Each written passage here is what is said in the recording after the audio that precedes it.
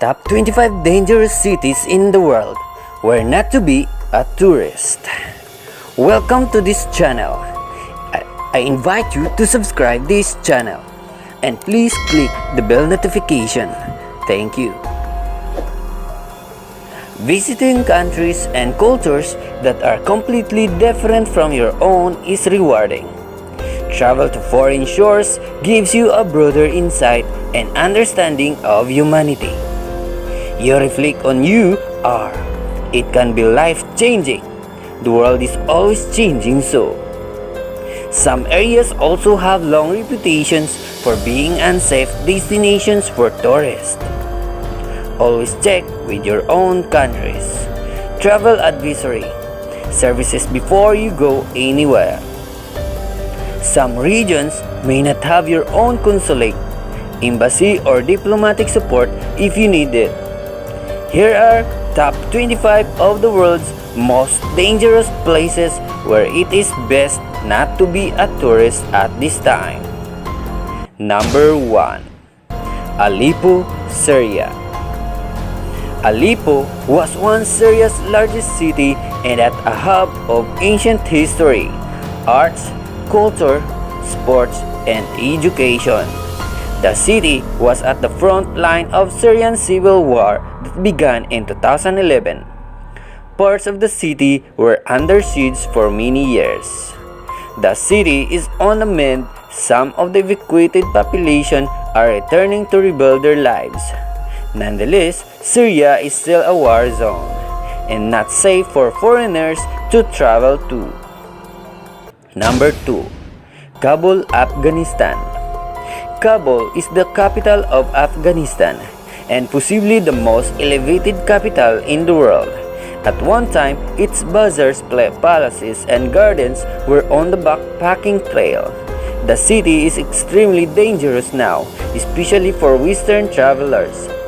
The city is the site of regular bombings, attacks, and kidnappings. Number 3. Juba, South Sudan. Although a site of stunning animal migrations, South Sudan in Africa has been in a state of war since 2013 due to ongoing armed conflict and violence in the city of Juba. It is not safe to travel there. Foreigners in South Sudan at present are being advised to leave as soon as they safely can. Number 4. Sana'a, Yemen. The political situation in Sana'a or Zana in Yemen is currently extremely unstable. The old city of Sana'a, one of the country's 4 World Heritage Sites, sustained bomb damage in 2015. Foreigners are not advised to the city. There is a very high risk of being a target for terrorist activity and kidnapping. Number 5. Kinshasa, the Democratic Republic of Congo. The Democratic Republic of Congo, or DRC, has a long political history of change and conflict. Travelers used to trek into the eastern border of the Virunga Mountains to see gorillas. It is no longer safe to do so. Kinshasa, on the southwestern border, is a large, expansive capital city. Number 6. Khartoum, Sudan. Khartoum, the capital city of Sudan, is where the white and blue Nile rivers met. Some areas of Sudan are in a state of emergency due to conflict. Curfews and restrictions on movement may be imposed in and out of the city. Number 7. Islamabad, Pakistan. Founded in the 1960s, the capital of Pakistan, Islamabad is a relatively new city. It's a big one and known as much for its high standard of living as being within an area with ancient history. Pakistan is a high-risk area for terrorist attacks. It can be especially unsafe around religious holidays and elections. Number 8. Pyongyang, North Korea. Travel to Pyongyang, the capital of North Korea, is not advisable. Despite recent steps toward political reconciliation, the country is still considered high risk. Foreigners face restrictions and punishments can be severe for inadvertently offending local practices. Number 9. Bogota, Colombia. Colombia's capital, Bogota, is in the center of the country. The city has some great architecture, arts, and of course, fine coffee, but it does have a name for street crime. Outside of this city, many areas of Colombia are currently unsafe for tourists. Number 10. Caracas, Venezuela. Caracas, the capital of Venezuela, has been the site of sudden and violent protests in the past few years. It is also said to have one of the highest murder rates in Latin America and the Caribbean coast. Many other countries discourage non-essential travel to most of Venezuela, especially close to drug trafficking areas on the Colombian border. Number 11. Aswan, Egypt. Egypt, particularly Cairo and the pyramids in the north, isn't a country that is on many people's bucket lists. Many of the popular tourist areas have become increasingly unsafe for visitors. There are political tensions and reports of assaults on foreign men and women. Aswan is the capital of the Aswan province in the south. Number 12. Mexico City, Mexico. Mexico City, home of Aztec and Mayan ruins and almost 9 million people. It has had a reputation in the past for being a dangerous place. So like any big city, you need to use your common sense and caution. There has also been recent seismic activity in the area. Earthquakes are a very real danger. Number 13. Mumbai, India. Mumbai, previously Mumbai, on its India's west coast, is the capital of the state of Maharashtra, a mega city with a population of around 12.5 million. It is the most populated city in India. There is terrorist activity in India, and vigilance against scams is advised. Women in particular should be careful about personal safety. Number 14. N'Djamena, Chad. N'Djamena, the capital of Chad in Central Africa, is interesting. Only about a quarter of the capital is urban. The rest is agriculture and farming based.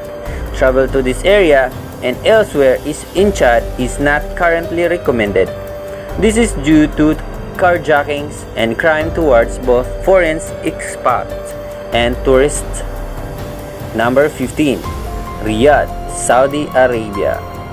The capital of Saudi Arabia, Riyadh, is inland. However, it has been hit by long-range missile attacks from Yemen. Saudi Arabia as a whole is also a risk of terrorist attacks.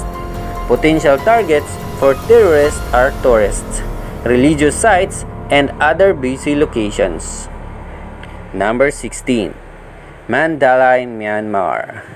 Mandalay, the capital city of Myanmar, Burma, is not an old city as far as some cities go, but is home of plenty of temples and places to visit. The city is relatively safe, although it does have a name for local drug trading. Elsewhere in Myanmar, there are areas of serious civil tensions and unrest. Number 17. Yerevan, Armenia.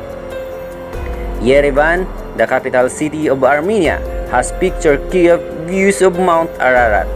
The city has seen modernization over the past few decades since the collapse of the Soviet Union. This city is considered safe to visit. Although be aware of tourist scams, there have also been political protests in the city in recent years. Elsewhere in Armenia, some borders are subject to armed conflict. Number 18. Kingston, Jamaica. Kingston, Jamaica's capital and largest city, is notorious for its violent crime. Some Kingston neighborhoods are synonymous with gang activities and no-go zones for tourists. The city also hosts the Bob Marley Museum and the peace-loving musician's former home. In tourist areas, be sure to protect your valuables and cash. Number 19. Odessa, Ukraine. Odessa, the third biggest city in Ukraine, is on the coast of the Black Sea. The city has a long history of being a resort and popular destination for tourists. In 2014, the city was a target for bombings. Travel to the eastern regions of Ukraine and the Crimean Peninsula is not recommended. Number 20. Jerusalem, Israel. Jerusalem in the Middle East has been a site of disputes over territory for centuries. Historically, the city is spiritually significant to followers of Judaism, Christianity, and Islam. Both Israel and Palestine claim Jerusalem as theirs and the conflict is ongoing.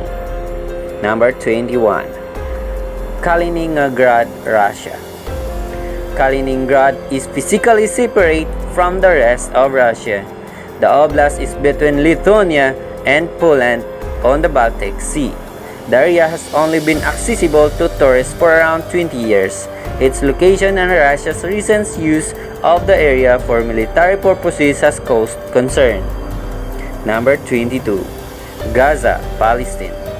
Neither the Gaza Strip, the city of Gaza, or the waters of Mediterranean Sea off the coast are safe for tourists. The whole volatile situation in this Palestine-occupied territory is complex. Israel and Egypt control its borders. Number 23. Acapulco, Mexico. Is diving from the cliffs of Acapulco on the southern coast of Mexico on your wish list. This is a city of extremes with tourists, hotels on the coast, and shanty towns in the hills. Internal tourism of Acapulco is popular with Mexican.